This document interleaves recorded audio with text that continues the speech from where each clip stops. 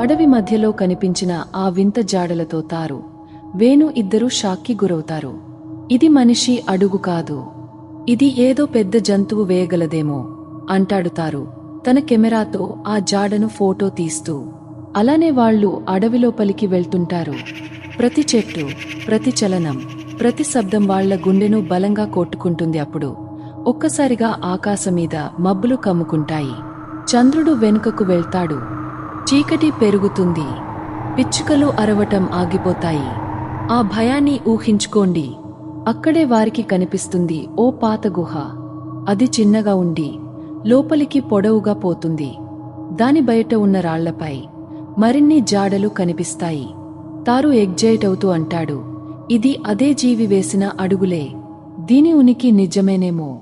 ఇంతలో వాళ్ల వెనకాల ఎక్కడి నుండో ఓ శబ్దం వస్తుంది. వాళ్ళిద్దరూ వెనక్కి తిరిగితే అక్కడ ఎవరూ లేరు. కాని చెట్లు ఊగుతున్నాయి. మళ్ళీ అదే శబ్దం. వాళ్లు పక్కనే ఉన్న పెద్ద చెట్టుకు దగ్గరగా వెళ్తారు. దాని వెనుక ఒక పాత శవం కనిపిస్తుంది. ఊపిరి ఆగిపోయేంత బీభత్సంగా చితికిపోయిన శరీరం. దానికి చుట్టూ నీలి నల్ల జుట్టుల తాడులు, మనిషి జుట్టు కాదు. ఇది వింతగా ఉంది. తారు మరియు వేణు ఒక్క నిమిషంలో అక్కడి నుండి తప్పించుకుంటారు. వాళ్ళు తిరిగి గ్రామానికి వచ్చి గ్రామ పెద్దను కలుస్తారు. అయనా, అమ్మో, మీరు ఆ గుహ దగ్గరికి వెళ్లారా అని ఒక్క ఊపిరితో అడుగుతాడు పెద్దవాడు. ఆ గుహ, అది ఒక శాపం. ఎవరైనా దాన్ని తాకితేనే దయ్యం వెంబడిస్తుంది. ఇక్కడే మొదలవుతుంది వారి నిజమైన గమ్యం.